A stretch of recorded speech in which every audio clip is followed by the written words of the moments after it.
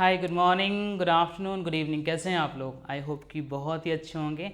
Last session में मैंने एक लाइन बोली थी आप लोगों के लिए, if someone ask you how are you then you must reply better than fantastic would be an understatement. Okay, तो चलिए, माई सेल्फ केशव झा और मैं यहाँ पे क्या पढ़ाने वाला हूँ आपको। मैं यहाँ पे आपको क्लास 11 की अकाउंट्स पढ़ाने वाला हूँ। I am a semi qualified chartered accountant. ठीक है जी। तो अभी तक हमने तकरीबन 20 या 21 लेक्चर अकाउंट्स के ऊपर क्लास 11 के ऊपर डिलीवर करे हैं मैंने, और आई होप कि आप लोगों को मज़ा आ रहा होगा अकाउंट्स पढ़ने में। क्लास शुरू करने से पहले एक लाइन बोलना चाहता हूँ मैं। क्या सर ये एक लाइन ये बोलना चाहता हूँ मैं कि मंजिल मिलेगी भटक कर ही सही, मंजिल मिलेगी भटक कर ही सही, गुमराह तो वो हैं जो घर से निकले ही नहीं। और हाँ, 1 मिनट यार, कहाँ चल दिए? अरे जाने की क्या ज़रूरत है?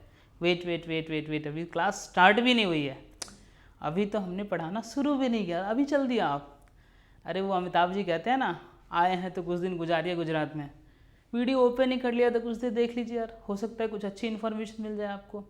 वरना अवेलेबिलिटी तो है ही आपके पास, स्किप करने का ऑप्शन तो है ही आपके पास, और आप लोग करते भी हैं। तो प्लीज़ ये थोड़ी सी आदत बंद कीजिए स्किप करने की, एंड ट्राई टू अंडरस्टैंड कि मतलब पढ़ने की कोशिश कीजिए, चाहे मुझसे भी पढ़िए किसी से भी पढ़िए। बट हाँ यार, एक बार अगर आपने वीडियो देखना स्टार्ट करा है और आपके लिए रेलिवेंट है, और अगर इवन इफ रेलिवेंट नहीं भी है, इन दैट केस ऑल्सो आप थोड़ा सा कोशिश कीजिए कि मैं इसे देख लूँ, कुछ ना कुछ तो अच्छा मिलेगा ही यहाँ पे।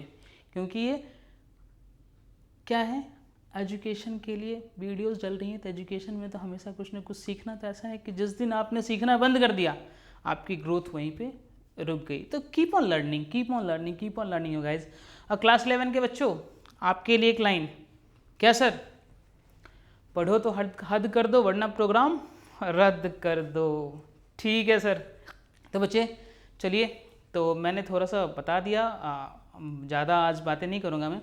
ठीक है, क्लास 1 किसके लिए चलेगी? ये चलेगी क्लास चल रही है क्लास 11 के लिए। अभी तक हमने क्या क्या कवर करा है थोड़ा सा आपको बता देता हूँ। अभी तक हमने अकाउंटिंग प्रोसीजर पढ़ा है, accounting procedure process. Then there after हमने जर्नल चैप्टर अच्छे तरीके से कवर अप करा था। मूविंग टू जर्नल हमने लेजर भी अभी तक हमने 3 चैप्टर बहुत ही अच्छे से आराम से कंप्लीट करे हैं। अगर आपने नहीं पढ़ा है तो प्लीज़ जाकर के प्रीवियस लेक्चर्स प्लेलिस्ट बना रखी है मैंने, क्लास 11 अकाउंट्स की प्लेलिस्ट। उसमें सीरियल वाइज एक दिन करके धीरे धीरे करके सारे लेक्चर्स डले हुए हैं, तो आप वो देख सकते हैं। और साथ के साथ बिजनेस स्टडीज़ भी पढ़ा रहा था मैं, मतलब अभी भी पढ़ाऊँगा मैं, ऐसा नहीं है। बट आप लोग पढ़ना शुरू कीजिए, कमेंट्स करके बताइए कैसा लग रही है आपको क्लासेस। तो फिर क्या करूँगा, बिजनेस स्टडीज़ की क्लासेस भी मैं स्टार्ट कर दूँगा वापस से। Okay sir. तो चलिए,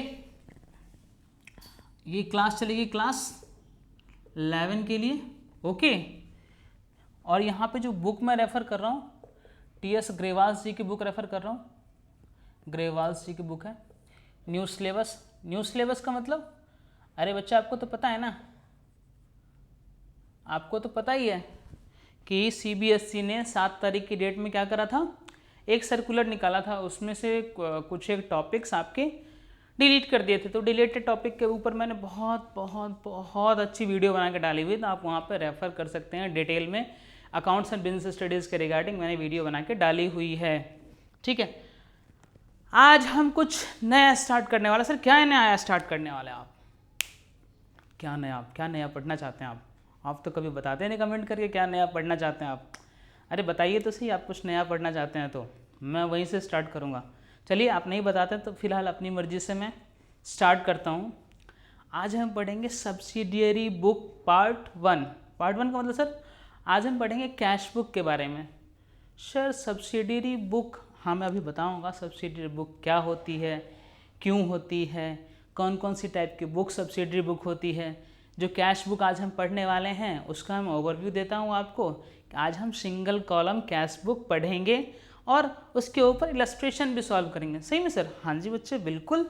आज हम single column cash book detail में पढ़ेंगे, और रिमेनिंग सब्सिडियरी बुक्स जो हैं, जो मैं अभी आपको बताने वाला हूँ, वो हम ऑनवर्ड कैश बुक जब हमारा ख़त्म हो जाएगा पार्ट 1, तो पार्ट 2 में कवर करेंगे। Okay sir, that's great. और अच्छा छोड़िए, 1 मिनट बताइए, कैसा लग रहा अकाउंट्स आप लोगों को? अच्छा लग रहा है? आई होप कि बहुत ही अच्छा लग रहा होगा, एंड आगे भी बहुत अच्छा लगेगा यार, बहुत अच्छा लगने वाला है। सीरियसली, आप बस स्किप करने की आदत बंद कीजिए और पढ़ने की आदत डालिए। द मोर यू रीड, आपकी अंडरस्टैंडिंग उतनी ज़्यादा क्लियर होगी, आपको सब्जेक्ट में उतना ज़्यादा इंटरेस्ट आएगा, और जितना इंटरेस्ट आएगा उतना पढ़ने में मज़ा आएगा। ओके सर, ठीक है जी। चलिए आज हम क्या पढ़ेंगे, subsidiary book. Sir subsidiary book क्या होती है बच्चे? सब्सिडरी बुक बेसिकली, आप जर्नल एंट्री पढ़ा था ना आपने।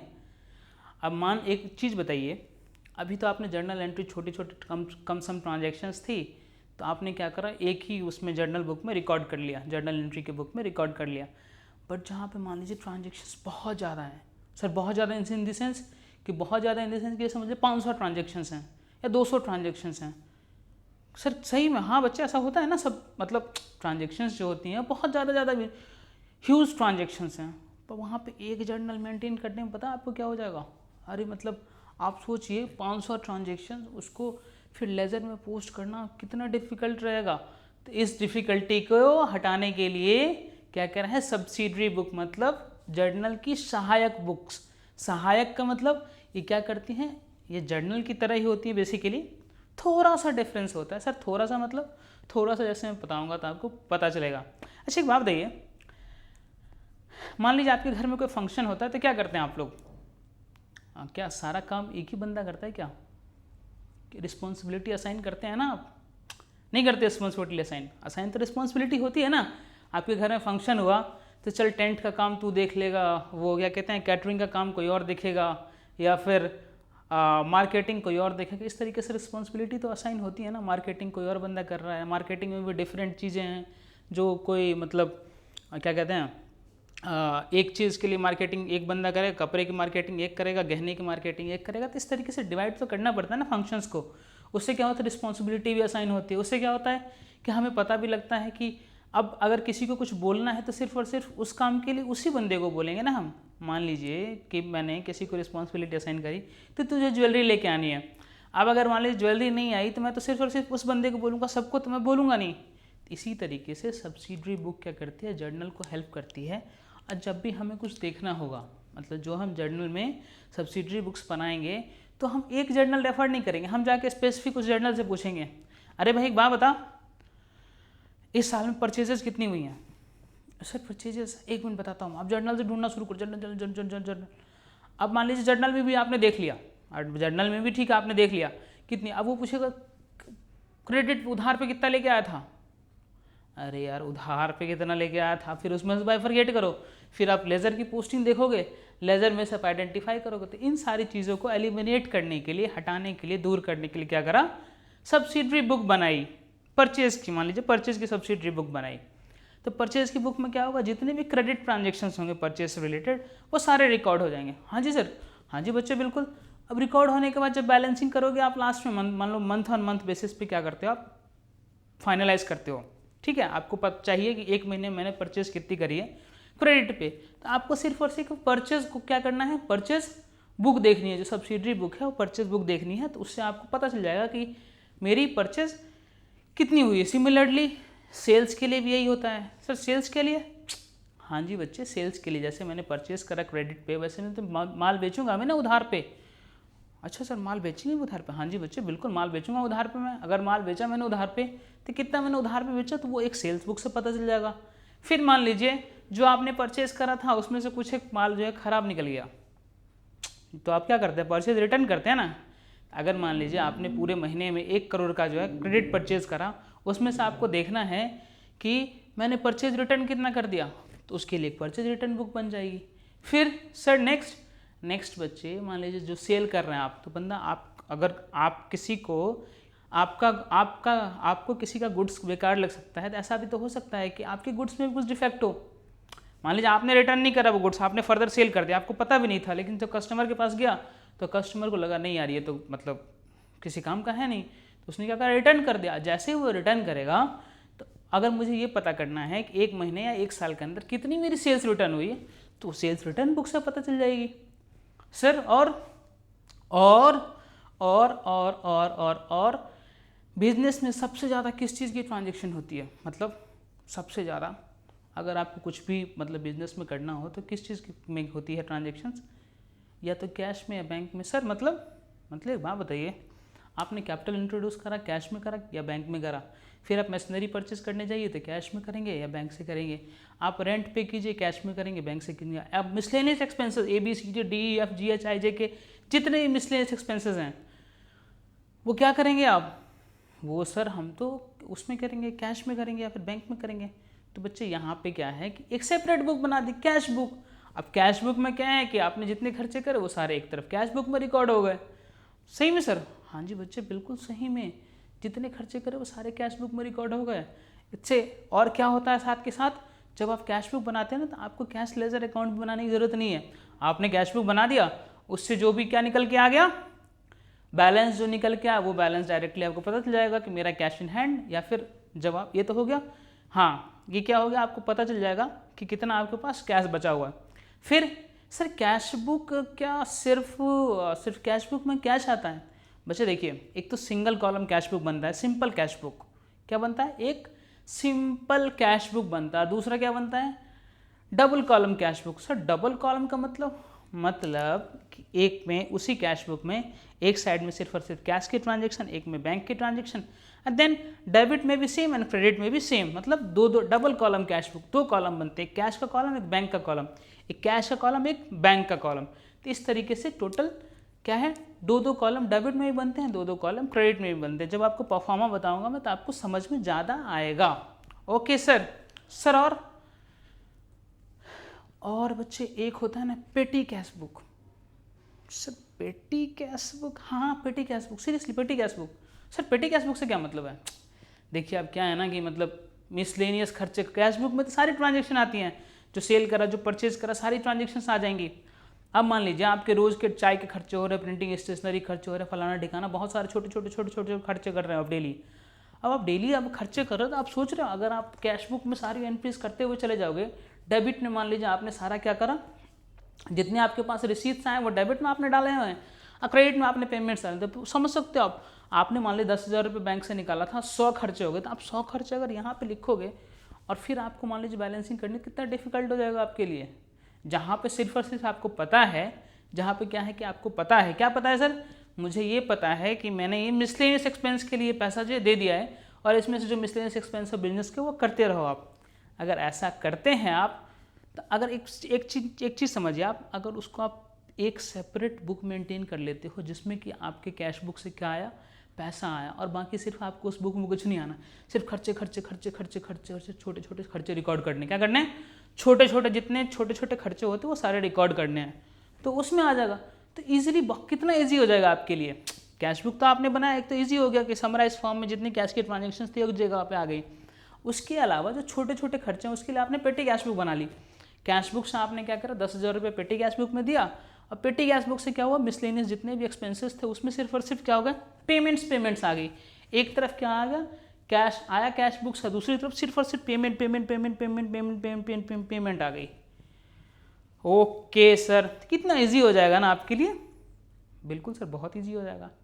तो बेसिकली यही तो है सब्सिडरी बुक। और एक होता है इसमें journal proper. Sir journal proper का मतलब, बच्चे जो transaction cash, bank, purchase, sale, purchase return, sale return, इनसे रिलेट नहीं करती है। मान लीजिए कैश परचेजेस हैं, तो कैश परचेज है तो किस में आ गया, कैश में आ गया, कैश बुक में आ गया। अब मान लीजिए सैलरी पेमेंट है, सैलरी की पेमेंट हुई, वो किस में आ गया, कैश में आ गया, ठीक है। लेकिन मान लीजिए कोई ऐसा खर्चा है जो कि इसमें कैश से रिलेट नहीं करता है, परचेज सेल से रिलेट नहीं करता है। मान लीजिए आपने फर्नीचर परचेज करा उधार पे, किस में आएगा बताइए आप, किसी में आ सकता है, नहीं आ सकता ना। डेप्रिसिएशन चार्ज करा आपने, किस में आएगा सर, इसमें किसी में भी नहीं आएगा। तो डेप्रिसिएशन किस में आएगा, तो डेप्रिसिएशन की जो एंट्री होगी एक जर्नल प्रॉपर बनाएंगे हम, जिसमें इसके अलावा जो भी रिमेनिंग ट्रांजेक्शन्स हैं वो उसमें आ जाएंगी। ओके सर, तो वो जर्नल प्रॉपर। आज हम क्या पढ़ने वाले हैं, सब्सिडरी बुक। सब्सिडरी बुक के पहले मैं आपको पार्ट्स बता दूंगा, सब्सिडरी बुक कितने टाइप के होते हैं। देन देयर आफ्टर हम आज पढ़ेंगे सिंगल कॉलम कैश बुक। उससे पहले मैं आपको एडवांटेजेस बताऊंगा, इसके फीचर्स बताऊंगा, और ये क्या क्या आपको मतलब इसका क्या क्या इम्पैक्ट आ सकता है, ये सारी चीज़ें आज हम कवर करने वाले हैं। स्टार्ट करें? हाँ जी, आपसे पूछ रहा हूँ, स्टार्ट करें या? हाँ जी सर, स्टार्ट कर दो। ठीक है चलिए, ओके। आज हम पढ़ रहे हैं नया चैप्टर सब्सिडियरी बुक्स, सहायक, सहायक समझ में आता है ना आपको, सहायक सब्सिडरी बुक पढ़ने वाले आज हम, न्यू चैप्टर है ये सब्सिडरी बुक।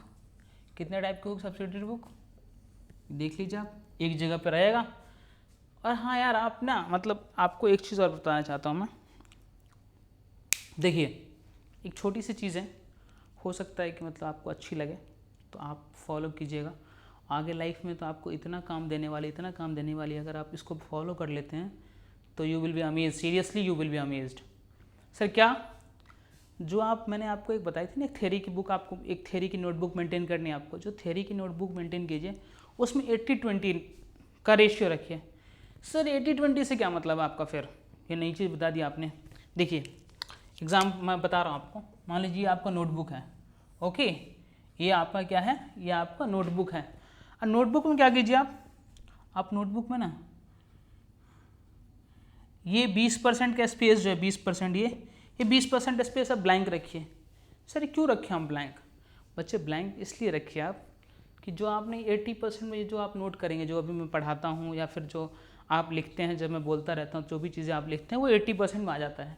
20% में क्या है कि आप अपनी अंडरस्टैंडिंग के लिए उस 80% में से आप थोड़ा सा जो इम्पोर्टेंट पॉइंट लगे आपको, वो क्या कर सकते हैं आप यहाँ पे, वो आप यहाँ पे नोट कर सकते हैं। तो जब आप नेक्स्ट टाइम रिवीजन के लिए आएंगे तो आप बस ये 20% पढ़ेंगे तो आपका 80% ऑटोमेटिकली कवर हो जाएगा। सीरियसली सर, हाँ जी बच्चे सीरियसली, सही में अगर आप ऐसे मेंटेन करते हैं तो आपको फिर से 80% पे ध्यान नहीं देना, सिर्फ और सिर्फ 20% पे ध्यान देना। तो सोचिए आपको कितना टाइम बचने वाला है।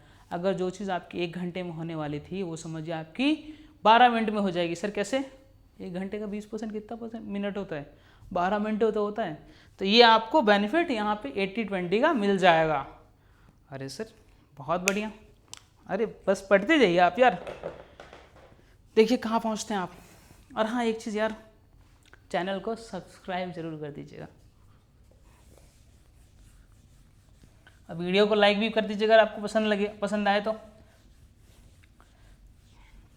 ओके सर, चलिए without further delay we will start.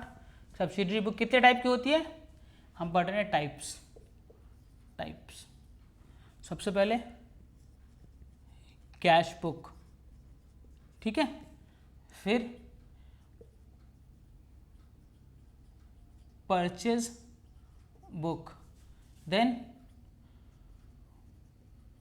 Purchase return book, कौन सी, purchase return book, okay sir, then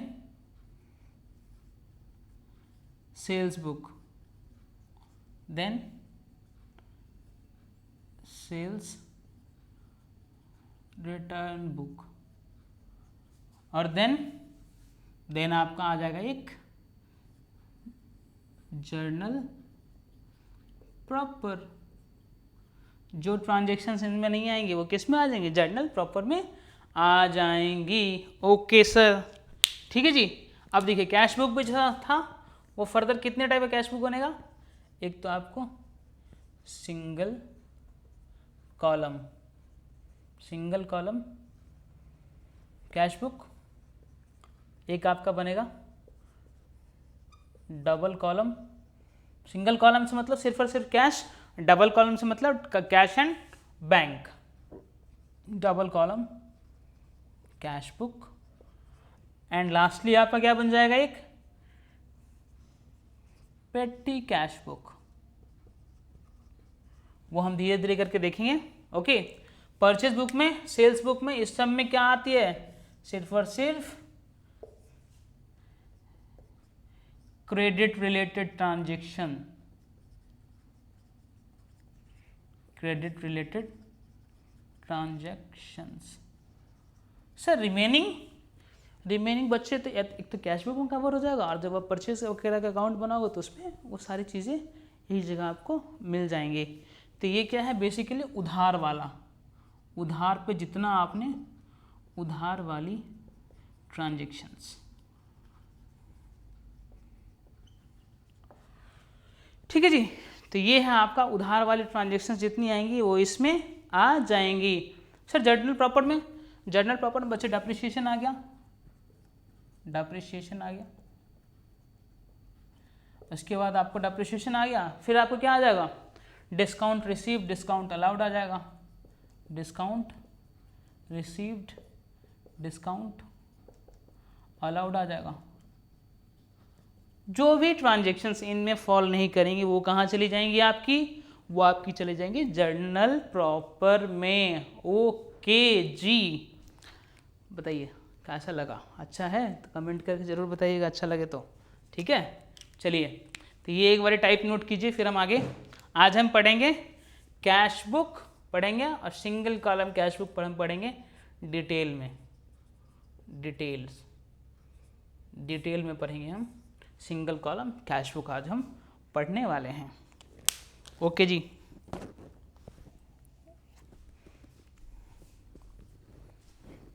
ठीक है, मैं इसे क्लियर कर दूं। ओके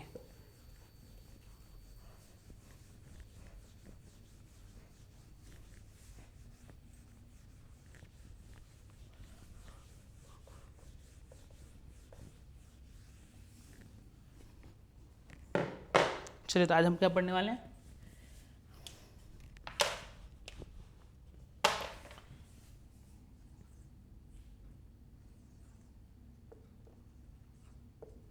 क्या हो गया, खत्म हो गया ये,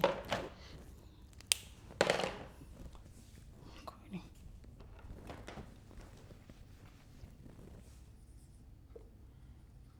सिंगल कॉलम कैश बुक आज हम ये पढ़ेंगे। ओके सर, तो स्टार्ट करें, चलिए सर स्टार्ट करते हैं जी। ओके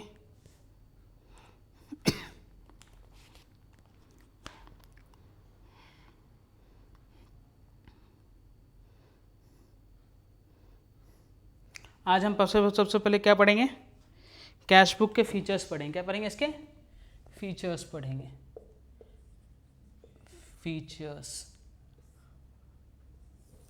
कैश बुक के हम पढ़ लेते हैं फीचर्स, कौन कौन से फीचर्स हैं इसके बेसिकली। तो सबसे पहला फीचर क्या है इसका, सबसे पहला इसका क्या है, only cash and bank transactions, क्या transactions, only cash and bank transactions. Sir next है इसका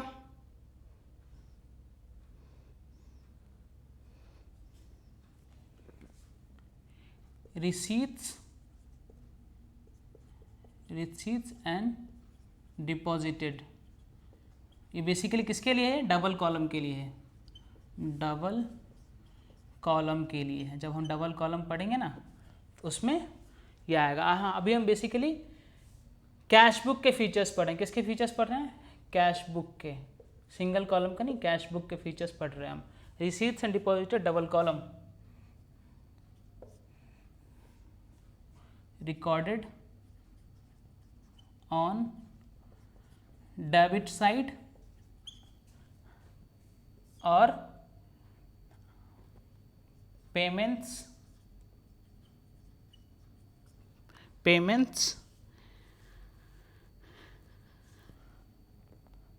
either check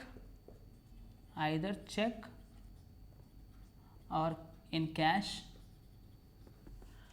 are recorded on credit side। कौन सी side, credit side. Okay sir, next है only one aspect of transaction, only one aspect of transaction। अगर देखिए आपको कहीं ये मिले ना I.E. इसका मतलब होता है दैट इज, क्या मतलब होता है इसका, दैट इज। ध्यान रखिएगा ये चीज़, आप कभी भी आपको I.E. मिले तो इसका मतलब होता है दैट इज, ठीक है। वन एस्पेक्ट ऑफ ट्रांजेक्शन मतलब कैश से रिलेटेड ट्रांजेक्शन्स यहाँ पे सिर्फ और सिर्फ क्या होती हैं, रिकॉर्ड होती हैं।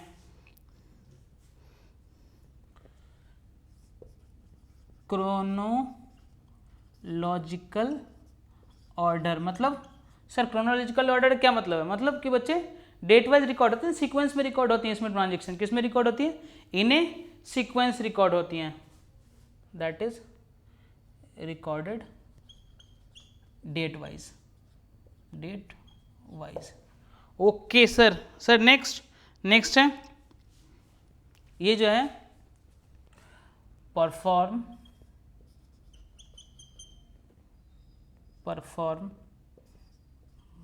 फंक्शन ऑफ किसका?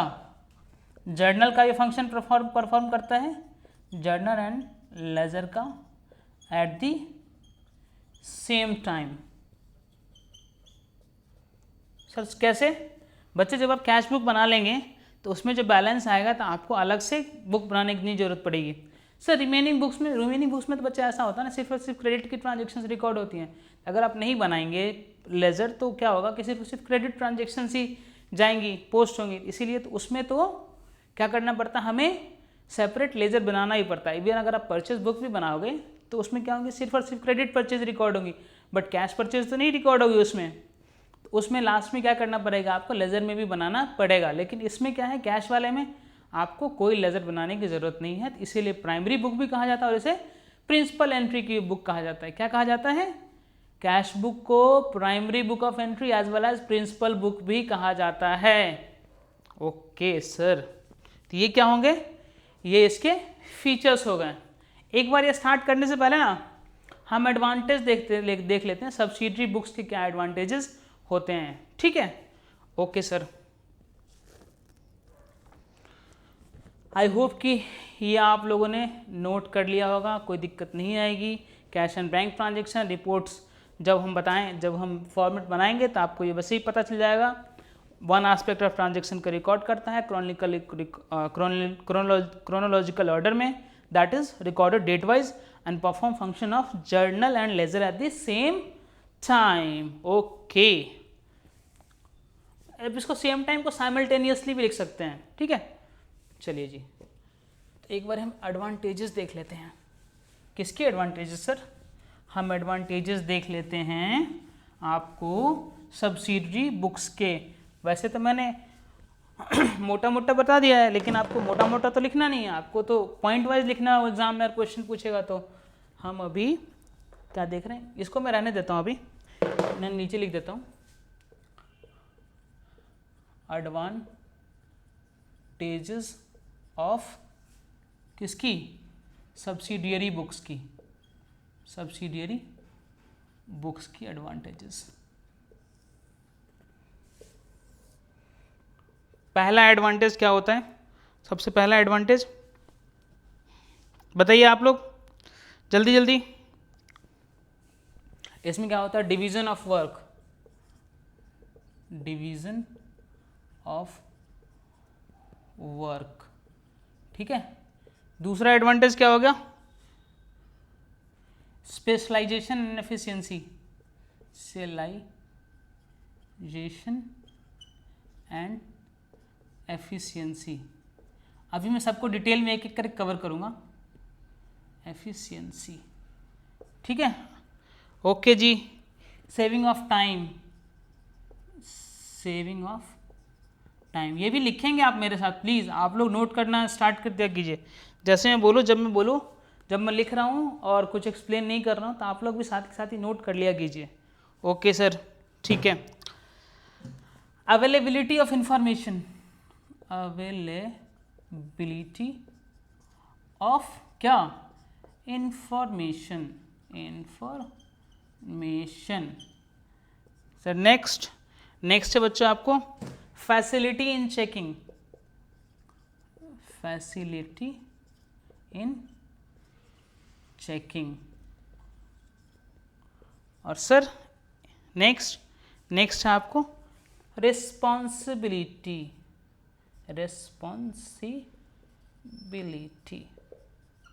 ओके सर, ये तो बता दिया आपने। चलिए अब इसको देखते हैं। डिवीजन ऑफ वर्क से क्या मतलब है? सब्सिडरी बुक क्या पढ़ रहे हैं हम? एडवांटेज ऑफ सब्सिडरी बुक्स पढ़ रहे हैं। इसको अभी आप, इस टॉपिक को अभी आप इग्नोर कीजिएगा। मेनली टॉपिक हमारा ये चल रहा है, advantages of subsidiary books. Division of work, sir division of work से क्या मतलब है? बच्चा डिवीजन ऑफ वर्क से ही मतलब है कि एक जगह पर जो ट्रांजेक्शन रिकॉर्ड हो रही थी वो आप क्या होंगी, अलग अलग बुक्स में रिकॉर्ड होंगी ना। परचेज बुक में क्रेडिट ट्रांजेक्शन रिकॉर्ड हो जाएंगी परचेज की, परचेज रिटर्न में जो भी क्रेडिट पे मैं माल लेके आया था उसको मैंने रिटर्न कर दिया, वो ट्रांजेक्शन आ जाएंगी। सेल्स में तो क्या होगा कि जो वर्क है वो क्या होगा, डिवाइड हो जाएगा। किसमें? 10%, तो 10% में एक को मैं बोल दूंगा तू एक काम कर, तू परचेज बुक बना, तो परचेज रिलेटेड जितने ट्रांजेक्शन्स आ जाएंगे उसके पास आ जाएंगे। प्लस डिवीजन ऑफ वर्क होने के साथ ही क्या हो जाएगा, रिस्पॉन्सिबिलिटी भी असाइन हो जाएगी इजीली। नहीं होगी असाइन इजीली? अगर मुझे किसी से मैंने डिवीजन ऑफ वर्क कर दिया, वर्क डिवाइडेड हो गया, अब वो एक ही बंदा एक काम कर रहा है, तो वर्क तो डिवाइड हो गया, साथ के साथ क्या होगी, इसकी रिस्पॉन्सिबिलिटी भी असाइन होगी। अगर मुझे किसी से कुछ पूछना है, क्रेडिट परचेज कितना हुआ एक साल में, तो मैं सिर्फ और सिर्फ उस बंदे से पूछूंगा। तो मैंने क्या करा, उसको रिस्पॉन्सिबिलिटी ऑफ असाइन कर रखी है, रिस्पॉन्सिबिलिटी वो असाइन करनी है। साथ के साथ एक ही बंदा जो एक काम करता रहेगा, क्या सर, एक काम ये करता रहेगा वो कि जैसे मैंने काम डिवाइड करा, उसको रिस्पॉन्सिबिलिटी असाइन हो गई, एक ही काम करते करते क्या हो गया, उसकी स्पेशलाइजेशन होगी उस काम में। आप ही बताइए, अगर आपको मान लीजिए कोई सा भी काम लिखने का सिर्फ काम दे दिया है तो आप तो स्पेशलाइज हो जाएंगे ना। अभी मान लीजिए आप नहीं हैं, फॉर एग्जाम्पल अभी आप नहीं है, लेकिन एक साल के बाद अगर यही चीज़ आपको कंटिन्यू रोज़ करना पड़े, कितनी एफिशिएंसी बढ़ जाएगी आपकी, बढ़ेगी ना। ओके जी, तो क्या हो जाएगा, डिवीजन ऑफ वर्क हो गया, उससे क्या होगा, रिस्पॉन्सिबिलिटी असाइन, उससे स्पेशलाइजेशन एंड एफिशिएंसी बढ़ गई। अब जैसे एफिशिएंसी बढ़ी, एक बंदा एक काम कर रहा है, तो सेविंग ऑफ टाइम भी तो होगा, नहीं होगा सेव टाइम? अरे मान लीजिए किसी को एक काम करने में शुरू में 1 घंटे लगते हैं, अगर वही काम रोज़ करता रहेगा वो, और उसमें अगर उसकी एफिशिएंसी बढ़ जाती है, स्पेशलाइजेशन आ जाती है, तो टाइम भी तो बचेगा। नहीं बचेगा टाइम? बिल्कुल टाइम बचेगा। आप खुद ही सोच लीजिए कि आपको मान लीजिए एक चैप्टर है जर्नल का, आपने शुरू में बनाया, आपको 3 दिन लगे, दूसरी बार बनाया आपको 2 दिन लगे, तीसरी बार बनाया आपने हो सकता है 1 दिन ही लगे, और चौथी बार जब आप बना रहे तो हो सकता है घंटे भर में बना दे आप, है ना। बिल्कुल एफिशिएंट होते चले जाएंगे, आपको स्पेशलाइजेशन आते चली जाएगी, और टाइम क्या होगा, सेव हो जाएगा। दूसरे प्रोस्पेक्ट में कैसा कि मतलब सर कैसे दूसरे प्रोस्पेक्ट में ऐसे बच्चे कि दूसरे प्रोस्पेक्ट में जैसे डिवीजन हो गया, वर्क का रिस्पॉन्सिबिलिटी असाइन होगी, स्पेशलाइजेशन हो गया, तो अब क्या है कि मुझे बार बार किसी मतलब 10 पर्सन्स को नहीं पूछना पड़ेगा। मुझे अगर कोई इन्फॉर्मेशन चाहिए तो वहीं से मुझे मिल जाया करेगी। तो सेविंग ऑफ टाइम से क्या हो गया, अवेलेबिलिटी ऑफ इंफॉर्मेशन भी इजीली अवेलेबल रहेगी। अवेलेबिलिटी ऑफ इंफॉर्मेशन से क्या मतलब है, इजीली इंफॉर्मेशन क्या रहेगी, अवेलेबल रहेगी। सर कैसे? इन द सेंस कि आपको मैंने बताया ना, आपको कैश का इन्फॉर्मेशन देखनी है, या फिर क्या कहते हैं बैंक की देखनी है कि मेरे कैश में कितना पैसा पड़ा हुआ है, तो आपको कैश बुक आप देखेंगे तो आपको पता चल जाएगा। आपको यही देखना है, मान लीजिए कितना मैंने क्रेडिट परचेज करा है, कितना मैंने सेल क्रेडिट पे करा है, तो इन्फॉर्मेशन क्या है आपके लिए इजीली अवेलेबल हो जाएंगे। सिर्फ और सिर्फ आपको पूरा जर्नल छानने की ज़रूरत नहीं है, सेल्स के लेजर छानने की ज़रूरत नहीं है, सिर्फ और सिर्फ आप सेल्स बुक देखेंगे और आपको इन्फॉर्मेशन अवेलेबल हो जाएगा। Facility in checking, sir facility in checking से क्या मतलब है, ये देखिए ये सारे तो इंटरलिंक्ड हो गए। वर्क का डिवीजन हो गया, रिस्पॉन्सिबिलिटी असाइन होगी, उसकी स्पेशलाइजेशन आ जाएगी, फिर टाइम जो है सेव हो जाएगा और इन्फॉर्मेशन अवेलेबल हो जाएगी। ये सब तो इंटरलिंक्ड हो गई। एक आ गई facility in checking. Sir facility in checking से क्या मतलब है, ये सब तो आपको एक ही साथ याद हो जाएगा। क्या एडवांटेजेस आपको कोई पूछेगा, आपके दिमाग में सीधा सीधा ये आना चाहिए कि वर्क डिवाइड हुआ, रिस्पॉन्सिबिलिटी असाइन हुई, वह एफिशिएंसी स्पेशलाइजेशन एफिशिएंसी हो गई, उससे टाइम की सेविंग हो गई, इन्फॉर्मेशन अवेलेबल हो गई। ये तो चलिए आपको याद हो गया, ये तो आपको याद हो गया। अगर 2 बार ही आप खुद बोल देंगे ये चीज़ तो आपको याद हो जाएगा। सर फैसिलिटी एंड चेकिंग से क्या मतलब, फैसिलिटी एंड चेकिंग से ही मतलब बच्चे कि आपको अगर ट्रायल बैलेंस में कभी एरर आ जाए तो आपको पूरा जर्नल वो करने की ज़रूरत नहीं है। मान लीजिए परचेजेस में आपको एरर आ जाएगा या कैश में आपको एरर आ रहा है, मतलब मिसमैच आ रहा है, तो आप ये 6 बुक में से किसी में भी चेक करेंगे तो आपको एरर क्या हो जाएगा, ईजिली लोकेट हो जाएगा एरर। ओके सर, मान लीजिए आप क्या सर एरर क्या हो सकती है, एरर ये हो सकती है कि मैंने परचेज करा था कैश में बट रिकॉर्ड कर दिया परचेज बुक में, तो क्या होगा, क्या होगा, फिर मेरा क्रेडिट परचेज तो बढ़ा ही रहेगा, प्लस मेरा परचेज अकाउंट बढ़ जाएगा, मेरा कैश अकाउंट तो ठीक रहेगा, लेकिन परचेज अकाउंट तो दिक्कत आ जाएगी ना, इसमें नहीं आएगी, दिक्कत आएगी ना। ओके सर, तो क्या हो गया, चेकिंग की फैसिलिटी भी यहाँ से मिल जाती, फैसिलिटेट करता है चेकिंग, मतलब हेल्प करता है चेकिंग करने में ये, ठीक है। तो ये इसके एडवांटेजेस हैं। ओके सर, ठीक है जी, ओके जी। एक बार फॉर्मेट देख लिया अब, ठीक है, चलिए ये लिख लिया होगा आपने। देखिए फिर एक बार रिवाइज कर देता हूँ मैं आपको। डिवीजन ऑफ वर्क हो गया, हाँ जी हो गया। रिस्पॉन्सिबिलिटी असाइन हो गई डिवीजन ऑफ वर्क होने के साथ ही, हाँ जी रिस्पॉन्सिबिलिटी असाइन हो गई। एक ही काम बंदा बार बार कर रहा था, एफिशिएंसी आएगी, हाँ जी आएगी। स्पेशलाइजेशन होगी, हाँ जी हो गई। टाइम सेविंग होगी, हाँ जी हो गई। देन लास्ट क्या, इंफॉर्मेशन अवेलेबल हो गया, हो गया। अरे ये तो सारे इंटरलिंक्ड हो गए। और एक बच गया आपका फैसिलिटेट इन चेकिंग। तो क्या हो गया, फैसिलिटी इन चेकिंग, तो फैसिलिटेट करता है वो चेकिंग में भी। तो ये क्या हो गए, advantages. Okay sir, that's fine. बच्चा बताया तो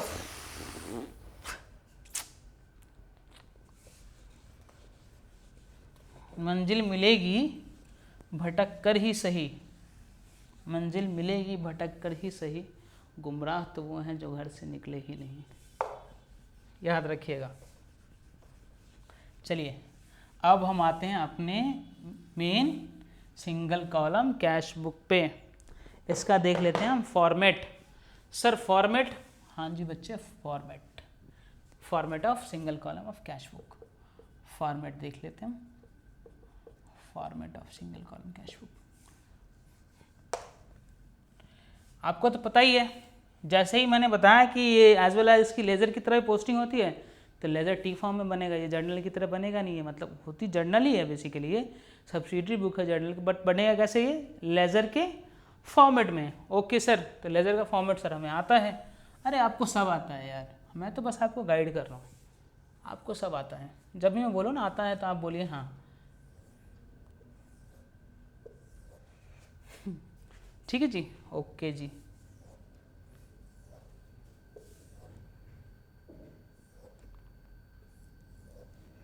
सर ये क्या क्या कॉलम बना दिया आपने, बताते हैं ना, सब बताएंगे अभी हम हैं ना, सब बता के जाएंगे आपको। Debit record DR, credit record, okay sir. जब हम हैं तो आपको सब बता के हम जाएंगे, ठीक है। चलिए फिलअप करें हम। सबसे पहले डेट। सर डेट मतलब जिस डेट में ट्रांजेक्शन होगी वो। पार्टिकुलर्स, पार्टिकुलर्स का मतलब सर रिलेटेड अकाउंट्स। पार्टिकुलर्स में क्या आता है, रिलेटेड अकाउंट्स ही आएगा ना सर। रिलेटेड अकाउंट्स का मतलब परचेज हमने करा था, अगर मैंने कैश में परचेज करा तो क्या आ जाएगी एंट्री, परचेज टू कैश आएगी, ठीक है। तो रिलेटेड अकाउंट कौन सा होगा, परचेज अकाउंट। ऐसे सेल्स में देखिए ट्रांजेक्शन्स ना, ये समझिए आप कि ट्रांजेक्शन्स क्या है ना, रिश्ता है आपस में। और जब आप लेजर बनाते तो रिश्ते को तोड़ देते हैं आप। हाँ सही में ऐसे समझ लीजिए आप, एक रिश्ता है आपस में दो लोगों का, मान लीजिए पति पत्नी, कोई सा भी एक ट्रांजेक्शन, उसको समझ लीजिए कि एक रिश्ता है। रिश्ता हमने क्या करा, ख़त्म कर दिया, तो क्या कर दिया, अलग अलग कर दिया। अलग अलग कैसे करेंगे, लेजर के थ्रू करेंगे। Okay sir.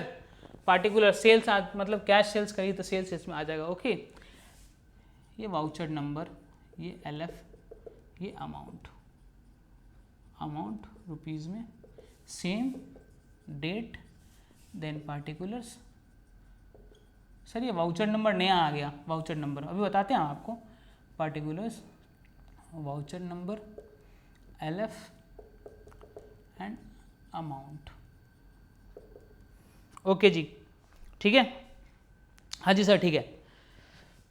चलिए ये तो है format of single column cash book.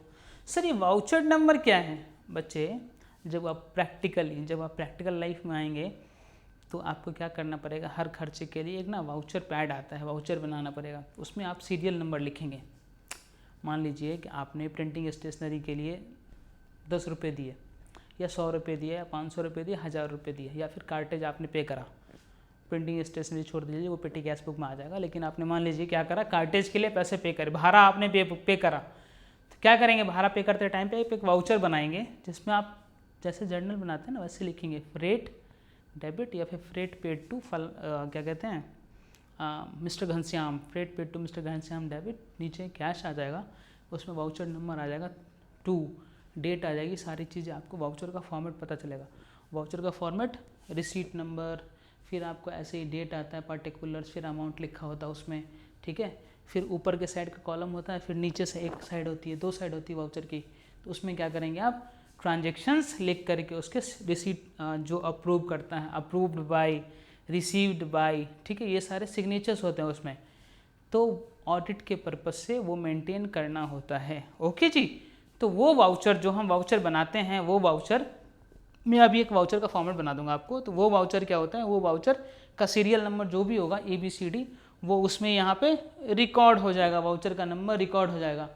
और वाउचर बहुत ज़रूरी होता है कि क्या होता है, ट्रांजैक्शन को सपोर्ट करने के लिए, ताकि क्या रहे, इंटरनल कंट्रोल्स मेंटेन रहे। ओके सर, आप नया नया वर्ड बोलते रहते, इंटरनल कंट्रोल हमें समझ में नहीं आता। अरे आप मेरे साथ रहिए, आपको सब समझाएंगे हम। इंटरनल कंट्रोल का मतलब ये होता है बच्चे कि कोई सा भी एक प्रोसेस है उसमें मैनेजमेंट के एंड पे कोई फॉल्ट तो नहीं है, और प्रोसेस कंप्लीटली मतलब स्ट्रीमलाइन है कि नहीं है, उसमें सारी चीज़ें कवर हो रही है कि नहीं हो रही, अप्रूवल हो रहा है कि नहीं हो रहा है, वो सारी चीज़ें क्या हैं, कवर हैं या नहीं। Okay sir. तो ये वाउचर नंबर होता है। मैं अभी आपको एक वाउचर का क्या बना के दिखाता हूँ। मैं अभी आपको एक वाउचर का फॉर्मेट बना के दिखा देता हूँ। तो ये आप वाउचर नंबर, लेजर फोलियो आपको पता ही है सर, लेजर फोलियो, हाँ आपने बताया था जर्नल में भी आता था ना ledger folio number, ledger folio debit and credit side. अब इसकी देखिए आप, इसमें आप जैसे ही बैलेंसिंग करेंगे, वैसे जब आप नॉर्मली क्वेश्चंस करेंगे तो आपको वाउचर नंबर लिखने की ज़रूरत नहीं है, बट आपके अंडरस्टैंडिंग के लिए बता दिया मैंने कि वाउचर नंबर क्या होता है। जब आप प्रैक्टिकल लाइफ में आएंगे, देखिए प्रैक्टिकल लाइफ में तो चीज़ें बहुत ही ज़्यादा डिफरेंट होती हैं, ठीक है, ये सब ये ज़रूरत नहीं पड़ेगी आपको, बट हाँ पता होना चाहिए आपको कि लाइफ में अगर कभी भी मशीन ही तो है, ख़राब हो गई तो फिर भी काम तो करना ही है, तो पता तो होना चाहिए ना आपको। ऑल दो यार आपने तो सिर्फ और सिर्फ क्या कहते हैं, सारी चीज़ें जो हैं, सारी चीज़ें, सारी फॉर्मेटिंग सब कुछ अवेलेबल है, आपने तो बस जर्नल एंट्री एक करनी है, उसके बाद सारी पोस्टिंग सब अपने आप ही हो जाती है। हाँ सही में हो जाती है, चाहे आप कोई सा भी मतलब वो यूज़ करेंगे, सिस्टम यूज़ करेंगे, तो सारे में सब में, चाहे वो सैप हो, चाहे वो ERP हो, चाहे वो क्या कहते हैं बिजी का सॉफ्टवेयर हो, चाहे वो टैली हो, चाहे वो वेरियस अकाउंटिंग सॉफ्टवेयर आज की डेट में अवेलेबल है यार। तो लेकिन बट आपकी अंडरस्टैंडिंग क्लियर होनी चाहिए, क्योंकि जब आप कैश बुक निकालेंगे वहाँ पे भी आपको कैश बुक निकलेगा, सिंगल कॉलम कैश बुक निकलेगा, डबल कॉलम कैश बुक भी निकलेगा, सारी चीज़ें निकल के आएंगी। हर में क्या होता है, रिपोर्ट डिज़ाइन करवानी पड़ेगी आपको। मैं आपको थोड़ा सा प्रैक्टिकल लेकर चल रहा हूँ, क्योंकि मैंने बताया यार 12 साल का एक्सपीरियंस है, आप मेरे साथ पढ़िए, मैं आपको अपना एक्सपीरियंस भी साथ के साथ देता रहूँगा। काम करने का 12 साल का एक्सपीरियंस है मेरा, ठीक है। ओके जी, चलिए जी, ये तो हो गया। अभी मैं आपको एक वाउचर का फॉर्मेट, जैसे मैंने बताया, वाउचर का एक फॉर्मेट बताया था आपको, वाउचर कैसा दिखता है आपकी अंडरस्टैंडिंग के लिए।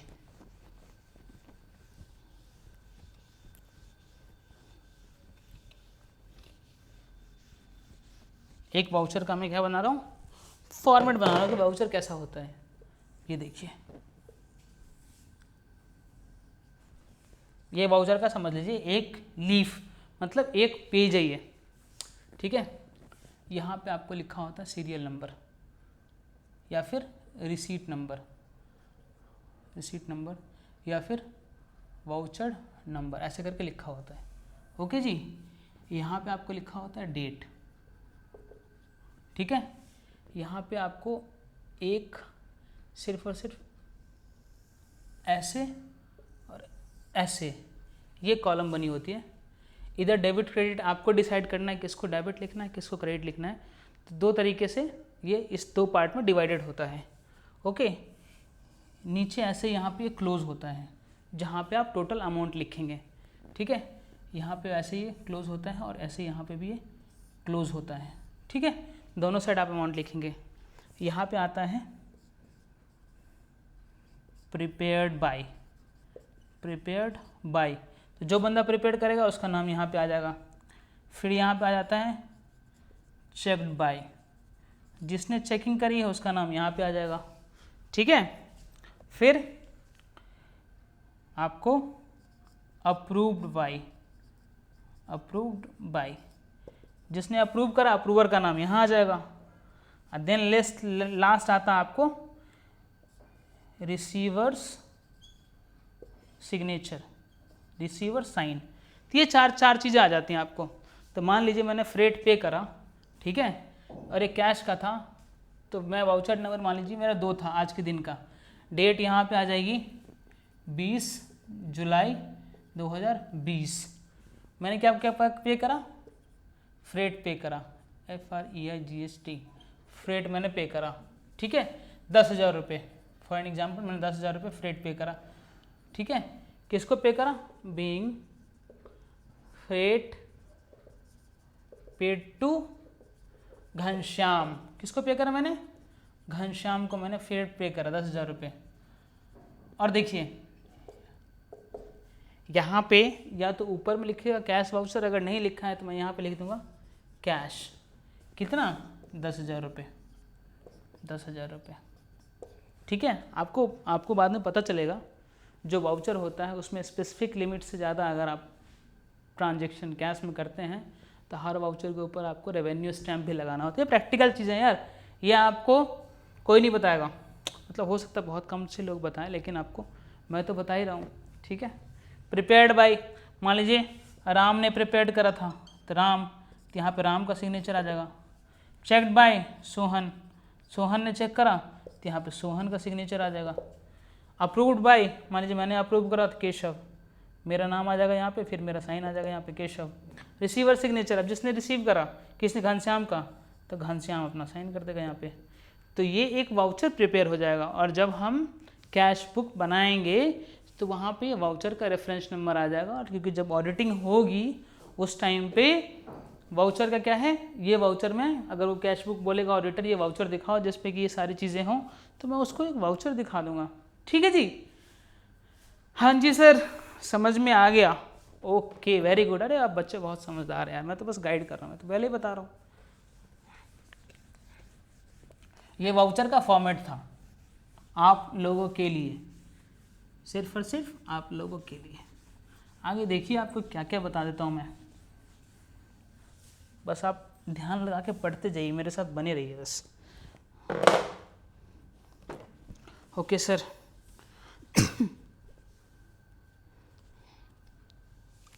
कैश बुक हो गया, देन ये मैंने कैश बुक बताया था, सिंगल कॉलम कैश बुक बता ही दिया।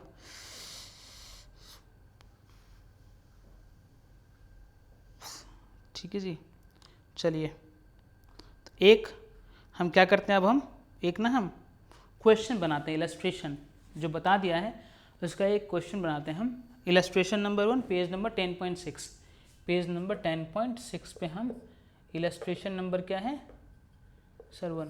सर इलस्ट्रेशंस क्यों बनवाते हो आप बच्चे? इलस्ट्रेशन इसलिए बनाता हूँ मैं, जितनी ज़्यादा प्रैक्टिस करोगे उतना ज़्यादा आपको मज़ा आएगा। मतलब यहाँ पे क्या है, पहले आप खुद से बनाओ, क्वेश्चन देखो खुद बनाओ, आंसर्स मत देखो, ठीक है। आंसर्स अवेलेबल है फिर भी मत देखो आंसर्स। इलस्ट्रेशन का मतलब प्रैक्टिकल क्वेश्चन, आप जितने प्रैक्टिकल प्रॉब्लम सॉल्व करोगे उतना ही अच्छा रहेगा। ओके सर, स्टार्ट करें? हाँ जी सर, स्टार्ट करते हैं। कौन है, किसका है ये, किसके लिए बना रहे हैं? अमिताभ के लिए। जैसे हम लिखते हैं तो उसमें जर्नल के लिए इन दी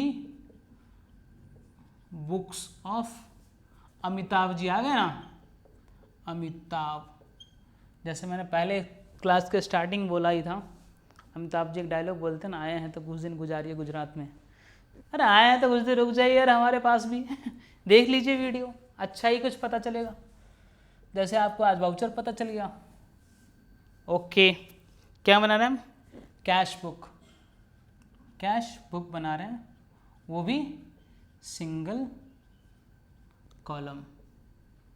ऐसे आपको प्रेजेंटेशन में लिखना है। सर जी यहाँ पर डेट आ जाएगी, या पर्टिकुलर्स आ गया, यहाँ पे ledger folio, then amount, then फिर डेट आ जाएगी, then particulars, ledger folio, then आपको अमाउंट। सारे हेडिंग्स डाल दीजिए आप यहाँ पे, डेट, पर्टिकुलर्स, लेजर फोलियो। मैंने वाउचर में बताया आपको, वाउचर आपको प्रैक्टिकल लाइफ में उसका काम आएगा। यहाँ पे बस यही फॉर्मेट हम यूज़ करेंगे, अमाउंट, अमाउंट इंडियन रुपीज़ में। आप देखिए RS भी लिख सकते हैं, ये रुपये का नया साइन है इसलिए नया साइन में लिखता हूँ हमेशा। डेट प्रैक्टिस कीजिए, आपको भी आ जाएगा। Particulars, then LF, then amount rupees में। ओके जी, स्टार्ट। ओके सर, स्टार्ट कर दीजिए आप। जय गणेश, श्री गणेश करते हैं हम।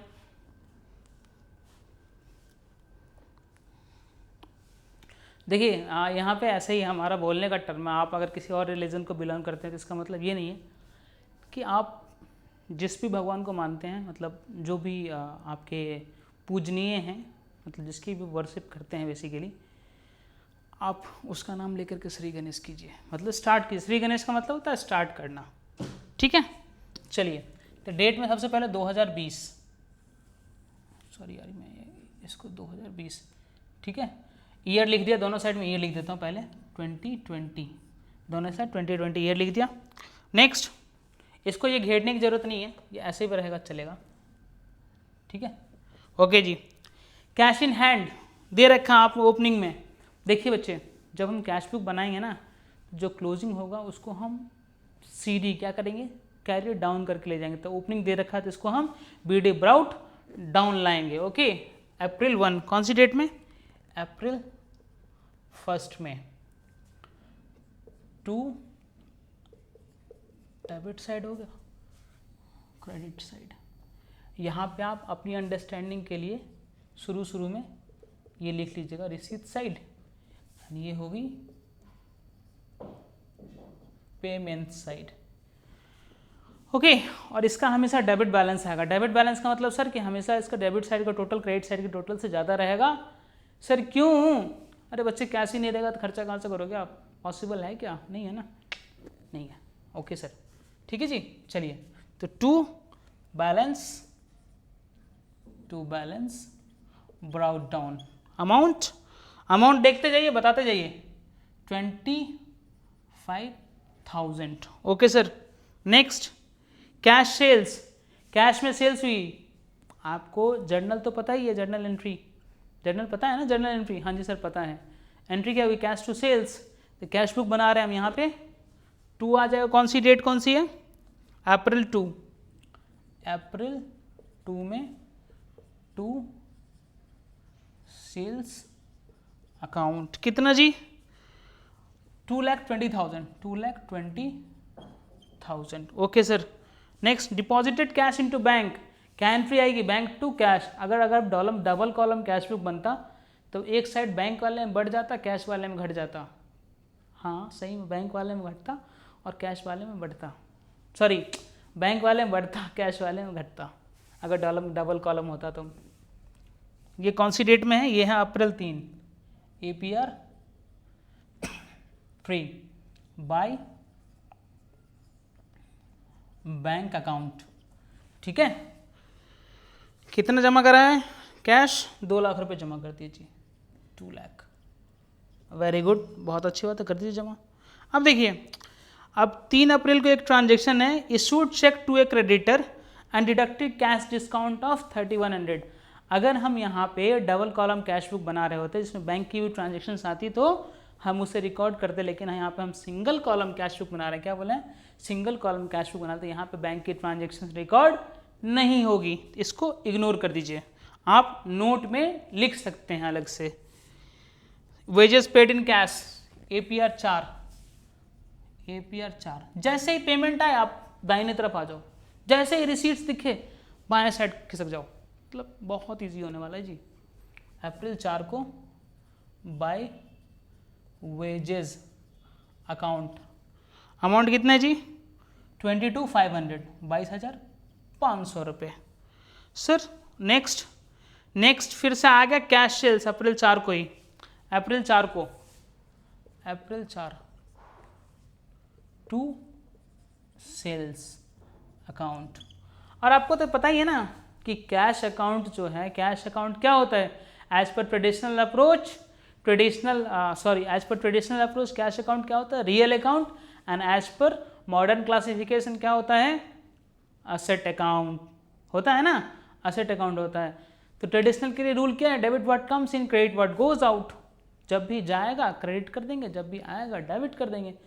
और मॉडर्न के हिसाब से debit when increases, credit when decreases. तो जब भी बढ़ेगा तो डेबिट कर देंगे, जब घटेगा तो क्रेडिट कर देंगे। ओके सर, बहुत बढ़िया बच्चे, आप लोग यार बहुत समझदार हो। Cash sales 1,80,000, 1,80,000।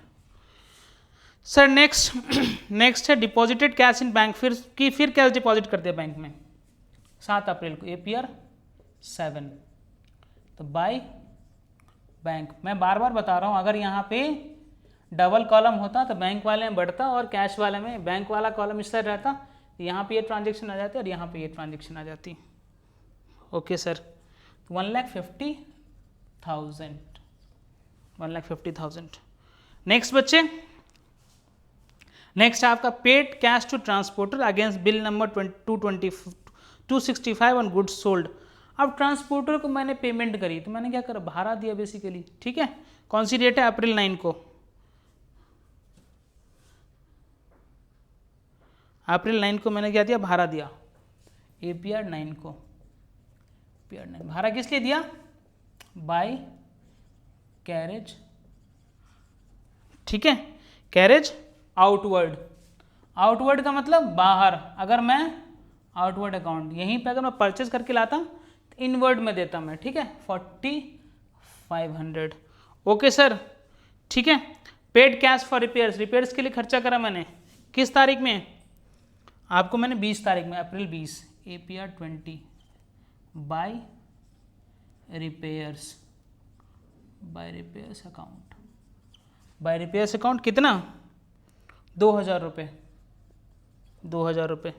नेक्स्ट है आपको purchase goods on credit from U and company. अब परचेज गुड्स तो आ रहे हैं लेकिन यहाँ पे हम कैश बना रहे हैं, कौन सा बुक बना रहे हैं, कैश बुक बना रहे हैं, तो इसमें क्रेडिट की ट्रांजेक्शन्स रिकॉर्ड नहीं होगी। एंट्री क्या आएगी, purchase account debit to U and company account, ठीक है। लेकिन वो किस में आएगी वो आ जाएगी आपको जब हम परचेज बुक बनाएंगे तो उसमें आ जाएगी। सर नेक्स्ट है आपको paid cash to Sunil a creditor after deducting discount of 500।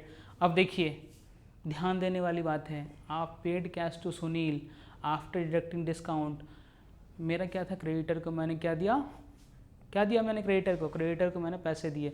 अब क्रेडिटर को जो मैंने पैसे दिए तो उससे डिस्काउंट काटा है, मतलब डिस्काउंट मुझे मिला है, तो डिस्काउंट रिसीव तो है ही मेरे लिए, इनकम है बेसिकली। बट क्या वो यहाँ पे रिकॉर्ड होगा, सर कैसे रिकॉर्ड होगा यहाँ पे तो आप कह रहे हैं सिर्फ कैश की ट्रांजेक्शन रिकॉर्ड होगी। बिल्कुल सही मेरे बच्चे, बिल्कुल सही बच्चों, कैश की ट्रांजेक्शन्स ही रिकॉर्ड होंगी। तो जितना मैंने पेमेंट करा है सिर्फ और सिर्फ उतना ही अमाउंट आ जाएगा, ठीक है। तो कितना अमाउंट आ जाएगा, 9,500। कितना अमाउंट आ जाएगा, 9,500। लेकिन जब मैं एंट्री करूंगा तो 500 रुपये सर क्या हो जाएगा, क्या क्रेडिटर कितना था, 95 नहीं बच्चे, 9500 रुपये क्रेडिटर नहीं था, क्रेडिटर 10,000 रुपये का था। तो जब एंट्री होगी तो फिर से एक सेपरेट एंट्री होगी, सुनील अकाउंट डेबिट 500 रुपये से, और टू डिस्काउंट रिसीव्ड अकाउंट कितने से, 500 रुपये से। आप समझदार हो यार। तो कौन सी डेट में है ये है आपको अप्रैल 28 में, APR 28 बाय सुनील, कितना, सुनील अकाउंट 9,500 रुपये। नेक्स्ट है आपको पेड इलेक्ट्रिसिटी एंड कैश अप्रैल 29 को, APR 29 बाय इलेक्ट्रिसिटी, क्या आ जाएगा, इलेक्ट्रिसिटी अकाउंट, कितना सर, इलेक्ट्रिसिटी अकाउंट आ जाएगा बच्चे 9,000 रुपये, है ना, 9,000 रुपीज़। सर 1 अप्रैल 30 को है कैश कलेक्टेड फ्रॉम डेटर, कितना, 45,000 रुपये, आफ्टर अलाउंग डिस्काउंट ऑफ 2,500 रुपये, ये दे रखा है ना। अब देखिए यहाँ पे कंफ्यूज होने की ज़रूरत नहीं है, आपको जितना पैसा मिला ही उतना ही पैसा यहाँ पे आएगा। सर कितना पैसा मिला है, मुझे पैसा मिला है 45,000 रुपये आफ्टर अलाउंग डिस्काउंट, मतलब टोटल अमाउंट कितना था, 47,500 रुपये, उससे मुझे रिकवर करने थे। आए कितने पैसे, आए मेरे पास 45,000 रुपये। तो यहाँ पे कितना आएगा, यहाँ पे आएगा 45,000। अगर यहीं पे आपको दे रखा होता क्वेश्चन कि cash received from a debtor 45,000, discount allowed, cash received from debtor discount allowed 2,500, amount दे रखा होता 45,000 रुपये, तो वहाँ पे आपको 42,500 रुपये कंसीडर करना होता है, 2500 रुपये आपको डिस्काउंट अलाउड अकाउंट में लेके जाना होता। तो यहाँ पे कौन डेटर कौन है मेरा, डेटर है मेरा, कौन है डेटर, डेटर है मेरा महेश, डेटर है मेरा। तो कैश बुक में तो एंट्री कितनी आ जाएगी, कैश बुक में एंट्री आ जाएगी 45,000 रुपये से, और डिस्काउंट अलाउड अकाउंट हो जाएगा डेबिट कितने से, 2500 रुपये से। महेश का अकाउंट फिर क्रेडिट हो जाएगा कितने से, 2500 रुपये से। इसका मतलब टोटल जो मेरा डेटर था वो कितने से था, 47,500। और रूल क्या अप्लाई कर रहे हैं हम, ट्रेडिशनल के हिसाब से debit what comes in, credit what goes out, और मॉडर्न के हिसाब से debit the increases, credit the decreases, क्योंकि असेट अकाउंट है। मॉडर्न के हिसाब से रियल, सॉरी मॉडर्न के हिसाब से ये असेट अकाउंट है, ट्रेडिशनल के हिसाब से ये रियल अकाउंट है। तो यहाँ पे मेरे पास क्या आएगा, अप्रैल 30 को आ गया मेरे पास पैसा कितना, 45,000। अप्रैल 30 को टू कौन, महेश, अकाउंट 45,000। अब अप्रैल 30 को मैं क्या कर दूंगा, इसकी बैलेंसिंग बाय बैलेंस CD। देखते हैं, आप क्या कीजिए, कौन सा अकाउंट है ये, कौन सा अकाउंट है, कैश अकाउंट है ना, इसका क्या बैलेंस रहेगा, हमेशा डेबिट बैलेंस रहेगा। तो डेबिट साइड का टोटल कर लीजिए। अब कैसे करेंगे डेबिट साइड का टोटल, सर ऐसे करेंगे डेबिट साइड का टोटल, ये देखिए 25,000 plus 2 lakh 20,000 plus 1 lakh 80,000 plus 45,000। Okay sir, 4,70,000 लिख दीजिए आप यहाँ पे, 4,70,000, और इस साइड भी सेम अमाउंट लिख दीजिए आप, बिना कुछ सोचे हुए इस साइड भी सेम अमाउंट लिख दीजिए आप। अब इसमें से जितने ये पैसे हैं इसको डिडक्ट कर दीजिए आप, कितना कितना है सर, सर ये है आपको 2 लाख रुपये चला गया, 22,500 चला गया, 1,50,000 रुपये चला गया, 4,500 रुपये चले गए, 2,000 रुपये चले गए, 9,500 रुपये चले गए, और 9,000 रुपीज़ भी चला गया। तो बचा कितना, 72,500 जो है बैलेंसिंग फिगर। और ये बैलेंस कहाँ पे आ जाएगा, 1 मई को जब मैं मई 1 में आऊँगा तो मैं यहाँ पे बैलेंस लेके आ जाऊँगा, बाय बैलेंस BD कितना, 72,500। सर यही था, हाँ जी बच्चे यही था, एक बार देख लेते हैं। ठीक है, ओके जी, चलिए। तो ये क्या रहा हमारा सिंगल कॉलम कैश बुक, आज ये समझिए 100% कवर हो गया। अब नेक्स्ट लेक्चर में हम डबल कॉलम कैश बुक देखेंगे और पेटी कैश बुक भी देख करके चैप्टर जो है मतलब ऑलमोस्ट, उसके बाद फिर नेक्स्ट लेक्चर हम लेंगे और उसमें क्वेश्चंस जितने हैं वो सारे क्वेश्चन कवर अप करके हम अकाउंट ये सब्सिडरी वाला पार्ट 1 ख़त्म कर देंगे। फिर हम जो subsidiary part 2 purchase return, purchase sales, sales return and journal proper वाले उसमें पहुंच जाएंगे। ओके जी, हाँ जी सर, ठीक है। तो चलिए एक बार रिवाइज कर लेते हैं, आज तक हम लोगों ने क्या पढ़ा। अब सॉरी, आज हम लोगों ने, आज तक नहीं, आज हम लोगों ने क्या पढ़ा। आज जो हम लोगों ने पढ़ा है, हमने पढ़ा सब्सिडरी बुक। सब्सिडरी बुक क्या होता है बेसिकली, सब्सिडरी बुक के एडवांटेजेस पढ़े, फिर हमने कैश बुक पढ़ा, कैश बुक के फीचर्स देखे, और देन कितने टाइप के सब्सिडरी बुक होते हैं वो देखे। कितने टाइप के होते हैं, cash book, purchase return book, sales return book and journal proper. ठीक है, तो कैश बुक कितने टाइप का होता है, 3 टाइप का, cash book, single column cash book, double column cash book and पेटी कैश बुक। फिर किस में बताया था मैंने आपको, एडवांटेजेस किसका बताया था आपको, बहुत सिंपल तरीके से, सब्सिडरी बुक्स का क्या क्या एडवांटेज होता है। Division of work, division of work होने से क्या होता है, रिस्पॉन्सिबिलिटी असाइन हो जाती है।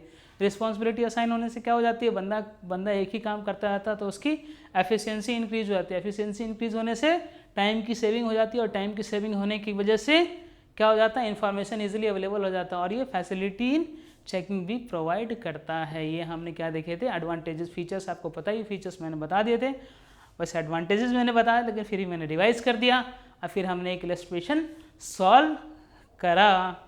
ठीक है जी, ध्यान रखिएगा, पढ़ो तो हद कर दो वरना प्रोग्राम रद्द कर दो। हाँ, लास्ट तक देखा कीजिए और चैनल को सब्सक्राइब करना मत भूलिए। ठीक है जी, चलिए तो आज की क्लास को हम क्या करते हैं, आज की क्लास को हम यहीं पे